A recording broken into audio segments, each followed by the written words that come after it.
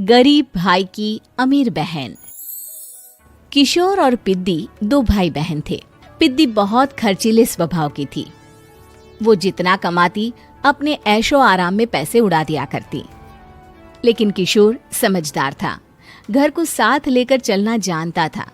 अपनी बहन के जितना कमाता तो नहीं था, लेकिन फिर भी वो किसी तरह घर का खर्च चला लेता था।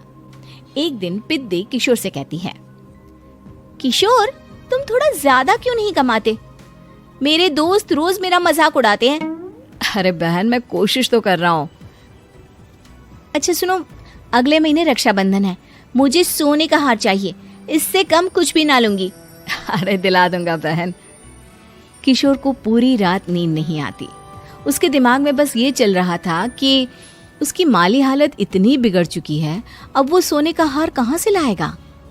अगले दिन किशोर सुबह सुबह घर से ये बोलकर निकल गया कि पिद्दी, मैं गांव से बाहर जा रहा हूँ, कुछ दिन घर नहीं आऊंगा। किशोर ने अपने काम के साथ साथ फेरी में कपड़े बेचने भी शुरू कर दिए, जिससे वो ज्यादा से ज्यादा पैसे कमा सके। रात में वो एक बिल्डिंग की चौकीदारी भी करने लगा। अपने काम से थोड़ा बहुत समय निकालकर बस कुछ घंटे की नींद ले पाता था। और कब वो कुछ दिन एक महीने में बदल गए और रक्षाबंधन भी आ गया, पता ही नहीं चला। लेकिन किशोर अभी तक घर वापस नहीं लौटा। जहां वो काम करता था, पिद्दी के नाम का गुल्लक रखा हुआ था। किशोर ने उस गुल्लक को फोड़ा और सारे पैसे इकट्ठा करके एक सोने का हार खरीद लिया। घर में पिद्दी किशोर का इंतजार कर रही थी। तभी किशोर आता है। कहाँ चले गए थे? 4 दिन का कहा था और 1 महीने से पता नहीं कहाँ गायब हो गए थे। मैंने बस एक हार मांगा था और तुमने तो घर ही छोड़ दिया। अरे मुझे थोड़ा काम मिल गया था। कुछ नहीं, सब समझती हूँ, बहाने थे तुम्हारे। अपनी बहन के लिए इतना भी नहीं कर सकते, कैसे भाई हो? चलो यहाँ बैठो, राखी बांधती हूँ। पिद्दी ने किशोर को राखी बांधी। वैसे ही किशोर ने अपनी बहन के हाथ में सोने का हार रख दिया। उसकी खुशी का कोई ठिकाना नहीं था।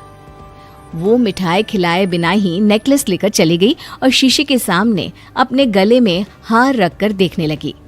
किशोर ने लड्डू उठाया और खुद ही खा लिया। ऐसे कई साल गुजर गए। एक दिन पिद्दी की नौकरी छूट गई। अब वो पूरी तरह किशोर पर डिपेंड हो गई थी। आए दिन किशोर को अपने महंगे महंगे शौक गिनाकर उससे पैसे मांगा करती थी। किशोर, कुछ पैसे देना, मुझे पार्लर जाना है। किशोर बिना कुछ बोले उसे पैसे दे देता। ये क्या, 500? अरे इतने में तो मुझे पार्लर में एंट्री मिलेगी बस। अच्छा, देता हूँ ना ज्यादा। अरे कैसे भाई हो, अपनी बहन के लिए इतना भी नहीं कर सकते। किशोर ने जेब से 2000 का नोट निकाला और उसे दे दिया। किशोर गरीबी में रह लेता था, लेकिन अपनी बहन को कभी कोई कमी नहीं होने देता था। बेटा, पिद्दी तुम्हारी बहन है, उसे कभी किसी चीज की कमी मत होने देना और उसका ध्यान रखना, क्योंकि भाई का फर्ज होता है अपनी बहन का ध्यान रखना। किशोर ने माँ की कही ये बात हमेशा के लिए याद कर ली थी। शायद माँ की इसी बात की वजह से किशोर पिद्दी की हर जिद पूरी करता चला आ रहा था। किशोर, आज मैं अपने दोस्तों के साथ पार्टी करने जा रही हूँ, मुझे कुछ पैसे दो ना। किशोर पिद्दी को समझाता है, लेकिन पिद्दी नाराज होकर चली गई और अपने कमरे में सुबक सुबक कर रोने लगी। किशोर अपनी जेब से कुछ पैसे निकालता है और पिद्दी को दे देता है। किशोर खुद कभी अच्छे कपड़े नहीं पहनता, लेकिन पिद्दी को राजकुमारी की तरह रखता। पिद्दी के जाने के बाद किशोर अपने काम पर निकल गया। एक तरफ पिद्दी अपने दोस्तों के साथ मस्ती कर रही थी, तो वहीं दूसरी तरफ किशोर पैसे कमाने के लिए कड़ी मेहनत कर रहा था। कुछ और दिन ऐसे ही बीत गए। एक दिन पिद्दी एक लड़के को लेकर घर आई और उसे किशोर से मिलवाया।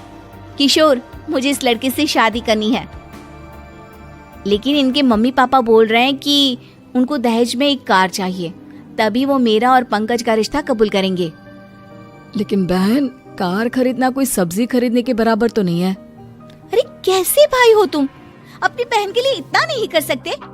देखो, मैं ज्यादा इंतजार नहीं कर सकती, तुम्हें 1 साल में मेरे लिए कार खरीदनी ही होगी। अच्छा पंकज, एक काम करो, कल तुम अपने माता पिता को घर बुला लो, मैं उनसे तुम्हारे और पिद्दी के रिश्ते की बात कर लेता हूँ। अगले दिन किशोर के छोटे से घर में पंकज और उसके माता पिता आते हैं। बेटा, तुम्हारी बहन ने हमारी शर्त तो बता ही दी होगी। जी बेटा, तुम तो इतने छोटे घर में रहते हो, दहेज कहाँ से लाओगे? मैं अपनी बहन की खुशी के लिए सब कुछ कर सकता हूँ। पंकज और पिद्दी का रिश्ता तय हो जाता है। किशोर अब अपनी क्षमता से 4 गुना ज्यादा काम करने लगता है। सुबह सबके घरों में न्यूज़पेपर फेंकता, दिन में मजदूरी करता और रात में चौकीदारी करता। खूब मेहनत करके किशोर ने अपनी बहन की शादी के लिए पैसे जुटा लिए। उसने अपनी बहन के लिए कार खरीद ली। जब वो पिद्दी के ससुराल वालों से मिलने गया तो उन्होंने किशोर से और पैसों की मांग की। इस बार किशोर हार चुका था।